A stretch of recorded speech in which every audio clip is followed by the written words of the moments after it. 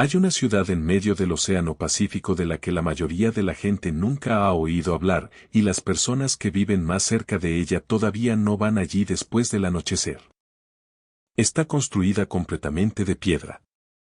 No en tierra firme, sino sobre un arrecife de coral, a más de 1000 kilómetros del continente más cercano, y se compone de aproximadamente 90 islas artificiales conectadas por canales. Rodeadas de muros de roca volcánica negra apilados con una precisión que los ingenieros modernos aún no pueden explicar del todo. Quienes la construyeron no dejaron constancia escrita. No había poleas, ni ruedas, ni herramientas metálicas de ningún tipo. Y, sin embargo, de alguna manera, movieron y apilaron cientos de miles de toneladas de piedra, algunas piezas individuales de hasta 50 toneladas. Para formar una estructura que ha perdurado durante casi 1000 años. Los primeros europeos que la descubrieron la llamaron la octava maravilla del mundo, asombrados de que semejante estructura pudiera existir en uno de los rincones más remotos del planeta. Y luego, durante la mayor parte del siglo pasado, el resto del mundo simplemente olvidó que existía. Este es Nan Madol. Y a diferencia de casi todos los demás misterios antiguos de los que has oído hablar, este aún no se ha resuelto, y casi nadie habla ya de él. Al final de este video, comprenderás exactamente por qué existe ese silencio y por qué no debería existir. Para comprender por qué esta ciudad es importante y por qué resulta tan extraño que haya desaparecido del debate público, es necesario comprender hasta qué punto está aislada en realidad. Nan Madol se encuentra frente a la costa oriental de Pohnpei, uno de los 4 estados que conforman los Estados Federados de Micronesia, un archipiélago en medio del Océano Pacífico. A miles de kilómetros de Asia, de Australia y de cualquier otro lugar. Para llegar allí, todavía es necesario volar a Honolulu y luego cruzar una cadena de pistas de aterrizaje en islas remotas en uno de los pocos vuelos regulares que cubren esta ruta. Ese aislamiento no es una simple molestia moderna. Es la razón principal por la que este lugar sigue siendo una de las maravillas antiguas menos comentadas del planeta. Compárenlo con sitios como las pirámides egipcias, Stonehenge o Machu Picchu, lugares visitados por millones de personas cada año, protagonistas de documentales, libros y constantes conversaciones públicas. Nan Madol recibe una mínima parte de esa atención, no porque sea menos impresionante, sino porque casi nadie, salvo investigadores especializados y un puñado de viajeros aventureros, llega a visitarlo. Sin embargo, desde cualquier punto de vista objetivo sobre la ingeniería antigua, merece ser analizada tanto como cualquiera de esos sitios famosos, o incluso más. Porque a diferencia de la mayoría de ellos, nadie ha explicado completamente cómo fue construida. Consideremos, por un momento, lo que les costó a los primeros exploradores e investigadores occidentales documentar este sitio adecuadamente. A diferencia de Stonehenge, accesible en la campiña inglesa, o las pirámides, que se alzan directamente desde el desierto conectadas a una importante ciudad moderna, Nan Madol requería barcos, guías locales y la disposición a navegar por una laguna poco profunda, sujeta a las mareas, solo para acercarse lo suficiente como para medir una sola pared. Los primeros esfuerzos de documentación, que datan de finales del siglo XIX y principios del XX, describen a investigadores trabajando en breves periodos de tiempo determinados por las tablas de mareas, vadeando entre las raíces de los manglares y dependiendo por completo del conocimiento local de Pohnpei sobre el sistema de canales para evitar quedar atrapados. Esa dificultad física no solo frenó el turismo, sino también toda la investigación académica de la que el resto del mundo suele depender para dar a conocer un sitio como este. Menos expediciones significaron menos artículos. Menos artículos significaron menos documentales. Y menos documentales significaron que un sitio con un misterio de ingeniería genuinamente sin resolver en su centro simplemente nunca logró acumular durante décadas la misma fascinación pública que convirtió a lugares como Stonehenge en nombres conocidos por todos. Nan Madol es, según los arqueólogos, la única ciudad antigua construida directamente sobre un arrecife de coral. El sitio consta de aproximadamente 90 islotes artificiales, construidos con escombros de coral y cantos rodados, y luego reforzados con enormes columnas de basalto. Una roca volcánica densa y oscura. Estos islotes están separados y conectados por una red de canales de marea, razón por la cual los primeros visitantes europeos apodaron al lugar la Venecia del Pacífico. La magnitud de la construcción en este lugar es realmente difícil de comprender.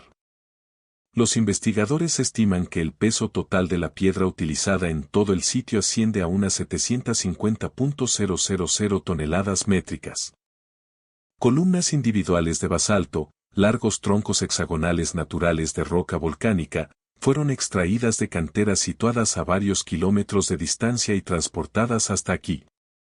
Algunas de ellas se apilaron formando muros de varios metros de altura, con una precisión que ha desconcertado a todos los investigadores serios que han estudiado el sitio.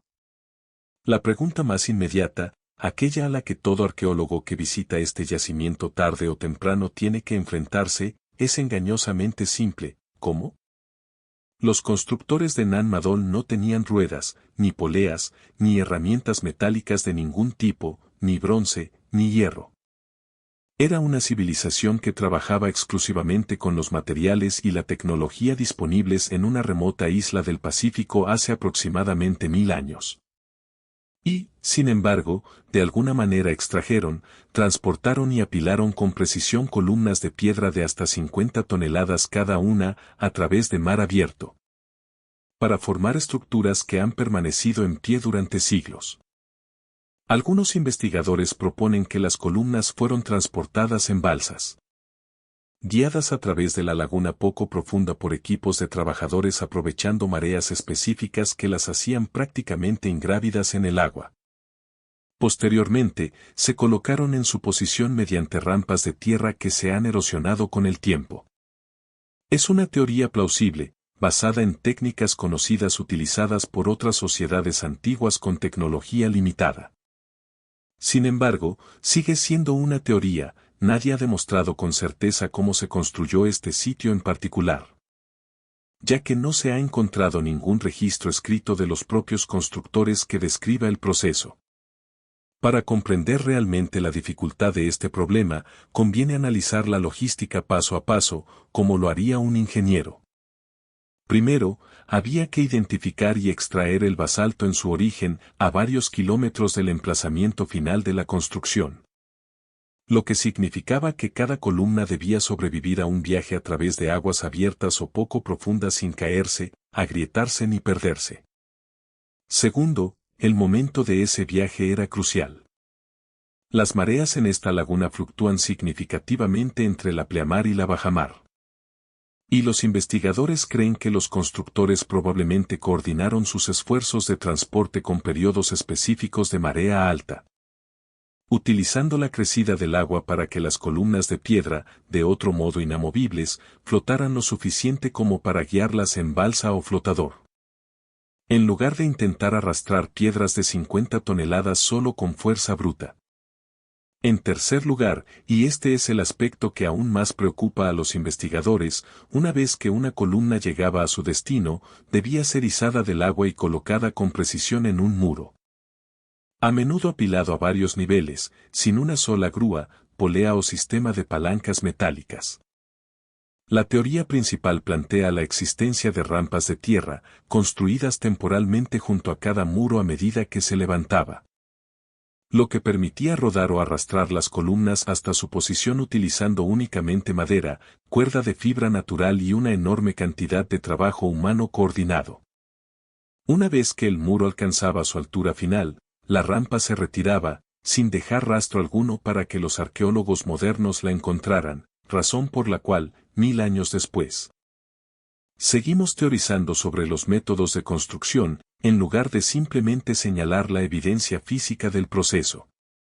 Es una teoría elegante. Sin embargo, cabe destacar que no está probada. Y esa brecha entre explicación plausible y hecho confirmado es precisamente lo que hace que este sitio se clasifique como un auténtico misterio de ingeniería sin resolver, en lugar de una curiosidad histórica resuelta. Según el consenso arqueológico, Nan Madol fue construida y ocupada por la dinastía Saudeleur, un linaje gobernante que controló Pompey durante aproximadamente 500 años. Desde alrededor del año 1100 hasta el 1600 después de Cristo, utilizando Nan Madol como su capital política y ceremonial durante todo ese periodo. El lugar parece haber funcionado como una combinación de residencia real, centro religioso y cementerio para la élite gobernante de la isla.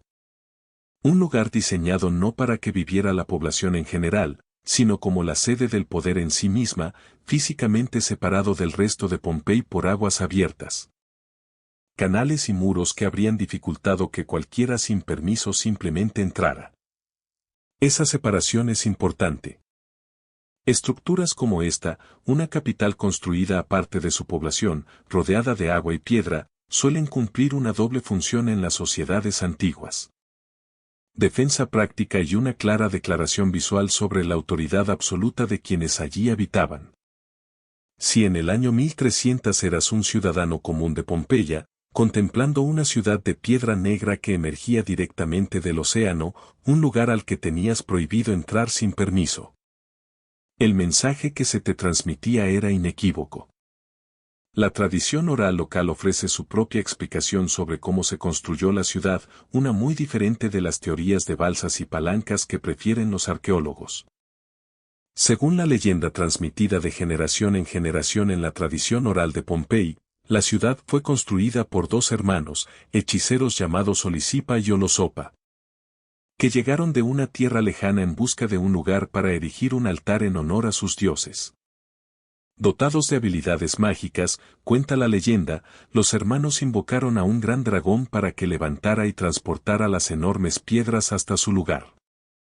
Trabajando noche tras noche hasta que los más de 90 islotes de la ciudad quedaron completos. Desde una perspectiva moderna, es fácil descartar esa historia como mero folclore, desconectada de la verdadera explicación desde el punto de vista de la ingeniería. Pero vale la pena resistir esa tentación, al menos en parte. Las tradiciones orales en culturas sin lenguaje escrito a menudo codifican información histórica real, envuelta en un lenguaje simbólico o sobrenatural. Precisamente porque esa forma de transmisión permitió que la información sobreviviera con precisión a lo largo de decenas de generaciones. Un dragón volador que transporta piedras por el aire podría ser exactamente como una tradición oral describiría la visión de enormes columnas siendo transportadas y maniobradas sobre aguas abiertas por equipos coordinados de trabajadores. Un acto que, para alguien sin el contexto de la teoría de la ingeniería, podría parecer algo cercano a la magia. Aquí hay un patrón más amplio que vale la pena comprender, uno que se repite en decenas de yacimientos arqueológicos de todo el mundo, no solo en este. El público moderno suele tratar la leyenda y la explicación real como dos historias completamente separadas y contrapuestas, eligen una y descartan la otra. Pero los antropólogos que estudian la historia oral tienden a verlo de otra manera. Buscan los puntos en común. ¿Dónde coinciden la versión mágica y la versión de ingeniería? En este caso, ambas versiones coinciden en algo específico: llegaron forasteros y se movió piedra mediante un esfuerzo deliberado y coordinado con un propósito religioso o político concreto. La discrepancia radica únicamente en el mecanismo, hechicería y un dragón, frente a mareas, balsas y trabajo. Esta coincidencia constituye en sí misma una forma de evidencia. Sugiere que, independientemente de lo que vieran los ancestros pompeyanos que presenciaron esta construcción, fue lo suficientemente significativo e inusual como para conservarse cuidadosamente a lo largo de decenas de generaciones de relatos orales. Y lo suficientemente sólido como para sobrevivir con sus detalles esenciales intactos incluso después de que se perdiera la explicación práctica y técnica de lo que observaban. Hacia principios del siglo XVII, Nan Madol fue abandonada. El dominio de la dinastía Saudeleur se derrumbó, y el lugar que había servido como corazón político y religioso de Pompey durante 5 siglos quedó a merced de la selva, las mareas y, gradualmente, de la leyenda. Tanto los relatos históricos como la tradición oral local apuntan a la misma explicación general. La caída de la dinastía Saudeleur se produjo por una invasión liderada por una figura llamada Isoquelequel, a quien la tradición de Pompey recuerda por haber derrocado la línea gobernante y establecido el sistema más descentralizado de jefes locales que continuó en Pompey mucho después de que Nan Madol cayera en silencio. Pero incluso esa explicación deja muchas incógnitas. ¿Por qué una estructura de gobierno entera, respaldada por 500 años de poder acumulado y una capital de piedra casi inexpugnable, colapsaría tan completamente que sus sucesores optarían por no ocupar el sitio, sino dejar que los manglares y los corales lo invadieran? A lo largo de la historia, los conquistadores generalmente han deseado la sede del poder para sí mismos, no abandonarla por completo.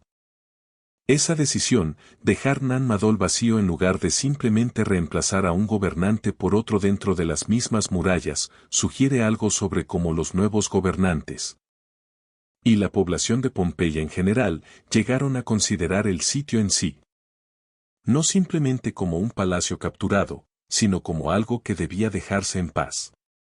Vale la pena hacer una comparación, porque este patrón no es exclusivo de Pompey. En todo el mundo, cuando caen los antiguos centros de poder, las sociedades sucesoras suelen hacer una de dos cosas, o bien ocupan y reutilizan la antigua capital para su propio gobierno. Como innumerables imperios han convertido el palacio de un predecesor en el suyo, o bien la abandonan deliberadamente, a menudo por razones ligadas a la creencia más que a la practicidad. Tratando al centro de poder caído como espiritualmente contaminado, peligroso o simplemente como algo que no les pertenece. La tradición oral de Pompey se inclina por la segunda explicación. Los relatos transmitidos describen cómo los nuevos gobernantes establecieron un sistema diferente y más distribuido de cacicazgos locales por toda la isla. En lugar de centralizar el poder en una única capital de piedra, como lo había hecho la dinastía Saudeleur. Algunos investigadores interpretan este cambio como una reacción política directa contra la autoridad absoluta y centralizada que Nan Madol había llegado a representar. Una decisión consciente de Isoquelequel y sus sucesores para impedir que un solo gobernante volviera a ejercer ese nivel de control desde ese lugar en particular.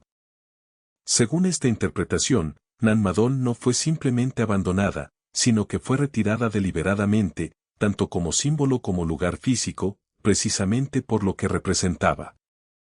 Aquí es donde la historia de Nan Madol da un giro que la mayoría de los documentales centrados en la ingeniería omiten por completo. Y es una parte realmente importante de por qué este sitio sigue siendo tan poco comentado hoy en día. Durante generaciones, la tradición local de Pompeya ha sostenido que Nan Madol está protegida por espíritus, guardianes de los antiguos gobernantes Saudeleur enterrados en sus tumbas, que, según se dice, traen desgracia, enfermedad o algo peor a cualquiera que perturbe el lugar sin el debido respeto o permiso. No se trata de una vaga y genérica leyenda de una antigua maldición inventada para el turismo.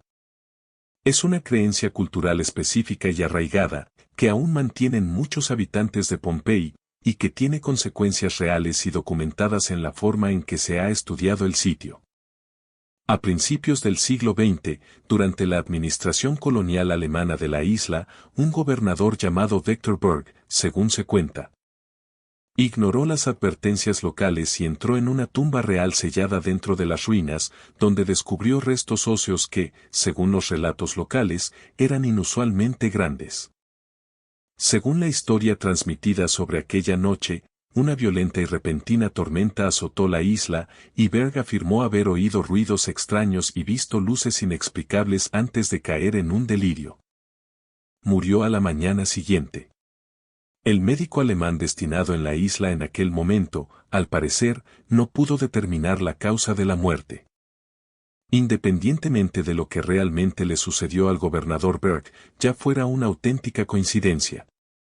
Una enfermedad contraída de forma independiente o algo que la tradición local explicaría de manera muy diferente, la historia ha funcionado, durante más de un siglo, como un poderoso elemento disuasorio. Cabe destacar que Berg no era un forastero descuidado que se topaba con el peligro por accidente. Como gobernador colonial, habría tenido acceso directo al conocimiento local. Traductores y asesores que casi con toda seguridad le transmitieron la gravedad de la advertencia antes incluso de que pusiera un pie cerca de la tumba. Su decisión de seguir adelante refleja un patrón más amplio común entre los administradores de la época colonial, el frecuente desprecio por las advertencias y los protocolos indígenas. Considerándolo superstición en lugar de conocimiento práctico acumulado sobre un lugar específico. Independientemente de si hubo o no algún elemento sobrenatural en lo que le sucedió después, la historia ha adquirido desde entonces un segundo significado para muchos habitantes de Pompey. No solo una historia de fantasmas, sino el recuerdo de lo que ocurre cuando la autoridad externa ignora por completo el conocimiento local. Incluso hoy en día, los arqueólogos e investigadores que trabajan en Nan Madol suelen hacerlo con considerable cuidado y consultando con la población local. Y muchos habitantes de Pompey todavía evitan las ruinas al anochecer, o evitan ciertas tumbas por completo, independientemente de sus creencias personales sobre los detalles sobrenaturales. Esa es una de las razones por las que se han realizado tan pocas excavaciones modernas aquí, en comparación con yacimientos de similar importancia histórica en otras partes del mundo. No se trata simplemente de una cuestión de lejanía o financiación, aunque ambos factores también son importantes.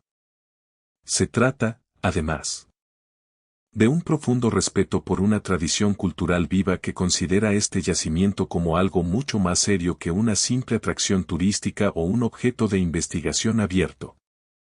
Aquí es donde, sinceramente, muchos contenidos sobre misterios antiguos se equivocan, tratan un sitio como este simplemente como un rompecabezas por resolver. Un enigma de ingeniería despojado de todo el significado vivo que aún conserva para quienes viven cerca.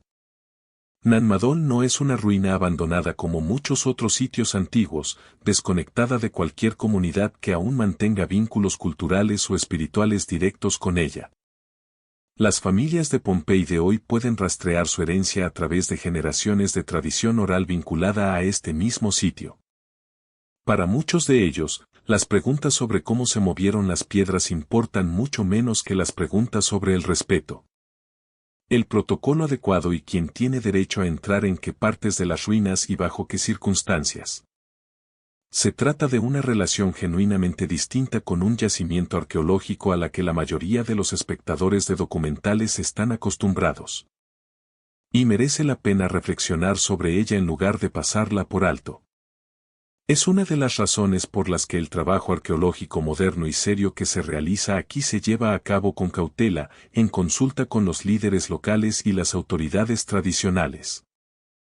En lugar de mediante el tipo de excavación sin restricciones que se ha producido en otros yacimientos arqueológicos famosos durante los últimos 2 siglos. He aquí una pregunta que merece la pena plantearse por un momento. ¿Por qué un yacimiento tan significativo, auténticamente uno de los mayores logros de ingeniería inexplicables de la historia de la humanidad, recibe tan poca atención en comparación con yacimientos como Stonehenge, las líneas de Nazca o las pirámides egipcias? Parte de la respuesta radica en la geografía. El aislamiento extremo de Nan Madol, situada en una isla que la mayoría de la gente no sabría ubicar en un mapa, dificulta enormemente su visita. Su filmación y que el público en general desarrolle la misma familiaridad informal que con maravillas más accesibles. En parte, esto se debe a la falta de excavaciones a gran escala sostenidas, motivada por las sensibilidades culturales que acabamos de comentar. Junto con la financiación limitada para el trabajo arqueológico en una nación pequeña y remota que carece de la infraestructura turística o los recursos gubernamentales de los países más grandes. Y, francamente, parte de ello se debe a un patrón que se repite una y otra vez en la atención que el mundo presta a la historia antigua. Los yacimientos relacionados con las civilizaciones europeas o mediterráneas tienden a recibir una cobertura mediática. Financiación para museos y curiosidad pública mucho más sostenida que otros yacimientos de importancia similar en el Pacífico. África u otras regiones históricamente poco representadas en la arqueología occidental. Nan Madol no es desconocido por ser poco impresionante. Es poco conocido debido a décadas de enfoques que la atención mundial ha preferido ignorar. Precisamente por eso, un sitio como este merece volver a ser tema de conversación. El misterio es totalmente real, su cuestión técnica fundamental sigue sin resolverse y, en comparación con su verdadera importancia, apenas se habla de él. En la actualidad, Nan Madol está reconocida como Patrimonio de la Humanidad por la UNESCO, designación que se incluyó en 2016. Lo que atrajo una pequeña cantidad de atención y financiación internacional renovada. Junto con una descripción formal de la UNESCO que la califica como un logro de importancia mundial del genio creativo humano. Pero el reconocimiento no ha resuelto el misterio subyacente ni ha revertido décadas de daños ambientales. El aumento del nivel del mar y la erosión costera amenazan activamente las estructuras de basalto del sitio, algunas de las cuales se están socavando gradualmente por la presión del agua. Algo que los constructores originales no tuvieron en cuenta. El crecimiento de los manglares continúa invadiendo lentamente secciones de las ruinas que no reciben mantenimiento. Detrás de este misterio subyace una urgencia real y práctica. Nan Madol no es simplemente un enigma sin resolver que espera pacientemente a que futuros investigadores lo aborden. Es un sitio frágil, en constante erosión, ubicado en una de las regiones más vulnerables al cambio climático del planeta, que podría perder secciones importantes de su estructura inexplicable durante nuestra vida si no se mantienen esfuerzos serios de conservación. Micronesia se encuentra entre las regiones del mundo más expuestas al aumento del nivel del mar. Islas de coral bajas con escasa elevación natural que amortigua incluso los incrementos más moderados de la altura del océano. Para un sitio como Nan Madol, construido prácticamente al nivel del mar y cuyas bases dependen de un delicado equilibrio mareal, esta vulnerabilidad no es una preocupación teórica ni lejana. Investigadores locales y grupos de conservación ya han documentado un aumento de las inundaciones y de la tensión estructural en algunas partes del complejo de ruinas en comparación con hace tan solo unas décadas. Esto genera una tensión extraña y genuinamente urgente en el centro de esta historia. El mismo aislamiento y la falta de intervención a gran escala que han ayudado a preservar el misterio de Nan Madol, manteniéndolo a salvo del tipo de excavación y reconstrucción agresivas que han alterado otros sitios antiguos famosos, ahora juegan en su contra. Ya que la región recibe una financiación o atención internacional comparativamente limitada para los trabajos de preservación y adaptación al cambio climático. En comparación con sitios del patrimonio mundial más famosos y visitados en otras partes del mundo. Nan Madol ha sobrevivido casi 1000 años, al colapso de la dinastía que la construyó, a siglos de aislamiento casi total del resto del mundo, a la intrusión colonial y, ahora, a los primeros efectos del cambio climático. Y a pesar de todo, la pregunta central que subyace en este lugar nunca ha sido respondida, ¿cómo, exactamente, una sociedad de una isla del Pacífico, sin herramientas de metal, sin ruedas y sin registros escritos, logró mover 3/4 de toneladas de piedra para crear una de las arquitecturas antiguas más precisas jamás descubiertas en la Tierra? Hasta que alguien encuentre una respuesta definitiva, Nan Madol seguirá siendo exactamente lo que ha sido durante la mayor parte de un siglo. Uno de los grandes misterios sin resolver del mundo antiguo, que permanece en silencio en medio del Pacífico, esperando a que el resto del mundo recuerde que existe. En definitiva, hay algo apropiado en la discreción con la que este misterio ha permanecido oculto. Sin campañas publicitarias, sin grandes franquicias cinematográficas, sin tiendas que vendan réplicas de columnas de basalto. Solo una pregunta milenaria, que yace pacientemente en aguas poco profundas, justo donde siempre ha estado, esperando a quien esté dispuesto a emprender el viaje y formularla como es debido.